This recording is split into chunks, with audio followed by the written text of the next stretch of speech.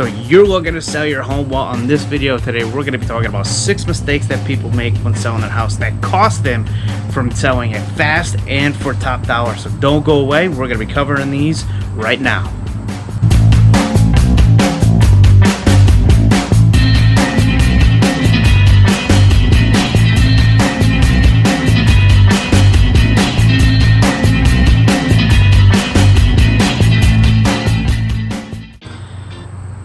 Hey, welcome back to my channel. Glad to see you guys again. And for those people who are new, let me introduce myself. My name is Chris McMahon. I'm a local real estate agent here in the capital region. I cover everywhere from Glens Falls, Lake George area, down to Albany and Saratoga Springs. So if you're new to the channel, it's your first time, please consider subscribing and clicking that bell so you get notified when new videos come out so you don't miss anything, because I'm doing a ton of videos. We cover all kinds of things. We cover attractions, we cover events, and of course we cover all things real estate in the capital region. So make sure you click that bell and subscribe to the channel so you get notified. I get people reaching out to me all the time. I get a ton of phone calls, emails, and text messages. So if you are looking to buy, sell in the area, then reach out, get a hold of me. However you got to do it. You can call me, text me, email me, whatever works best for you. I love to have that conversation. I love to talk real estate, and I'd love to show you around, help you out. So reach out, get a hold of me today. Alright, so now that's going to lead us right into the subject of the video today, which is 6 mistakes people make when selling that cost them from getting top dollar and selling it fast. Okay, getting right into it, the first one is they refuse to spiff it up and they skimp on the staging. Okay, so when you get in there, first impressions are huge. Everybody knows it. When you first walk into a place, you check the place out, you're looking around, and your first impression is what's going to hit you, and that's what's going to stick in there. So help make a great first impression. Okay, keep the place clean, keep it tidy, keep things straightened up, make it look nice. Turn the lights on before you leave so it's nice and bright when people come in there. Wipe the counters down, try and declutter and keep some things out of there, but make sure your place is looking nice so when people walk in, they're getting a good effect and they're feeling good about the home. Problem number 2 that a ton of people make is that they think that the people working in the houses are going to overlook the minor little problems. Leaky faucets, maybe get a little hole in the wall, something like that, a loose door handle, anything like that. Simple things that can be done. Maybe take a little bit of your time just to straighten up before you put the place on the market so it's ship shape and it's looking really good. Those little simple things, when you're a buyer, they're going to go through, they're going to notice it. And although a leaky sink and a doorknob may not be, going to turn them away from the house, but I'll tell you what, it definitely is going to be a tiebreaker. So if you're looking at 2 houses and you're saying, wow, this one's got everything all in order, this one there are a couple little mistakes on there we're going to have to deal with, and then in the back of their head they're kind of thinking, if those are the problem on the surface, what could we be facing down when we get down into it? So make sure you're taking care of those little things. Don't put that thought in their head, okay, and lose out on a potential sale because of that. Number 3, and this is huge, and this is where a great real estate agent can come in and help you out, but pricing it wrong. Either way is not good. Price it too high, it's going to be sitting on the market for a long time. People get the impression that something may be wrong with it because it's not moving.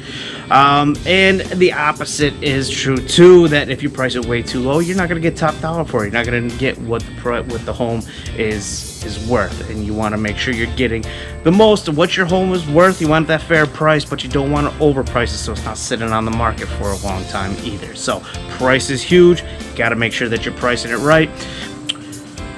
Working with my clients, I make sure we get together and I make sure I put together a list of solid homes that are comparable to their home that they're selling, that have sold recently in the area, as well as homes that are for sale currently, so we know what the competition is. You want to know what's out there.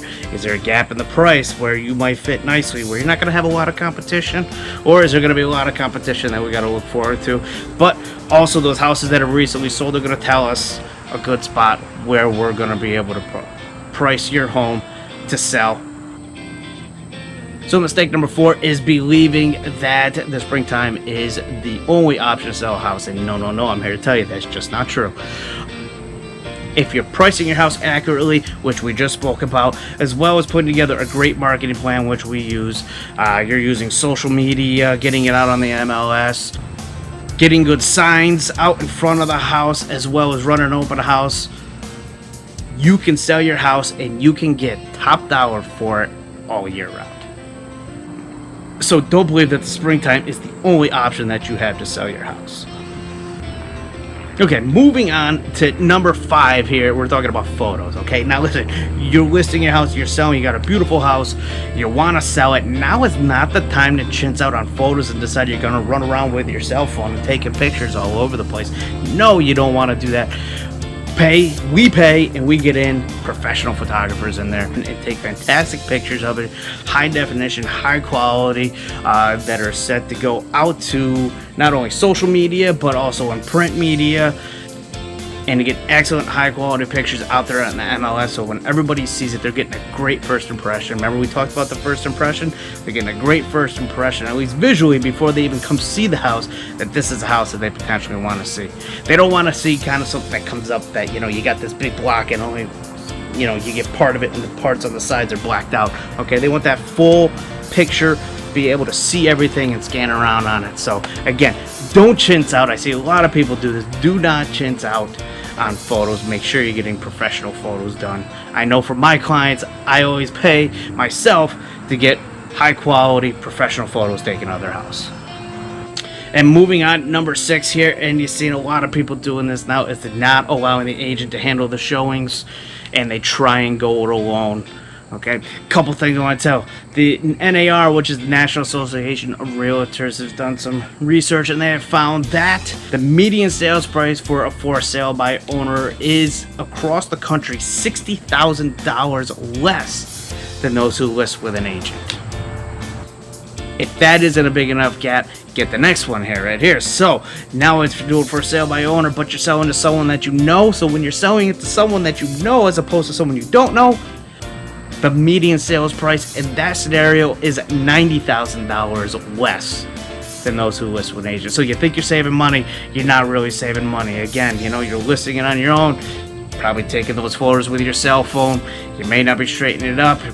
You're making the right repairs. That's where a real estate agent can kind of point out what people are going to be looking at and where you want to make some changes to make sure that you're selling your house as quickly as possible and you're getting it top dollar for your house.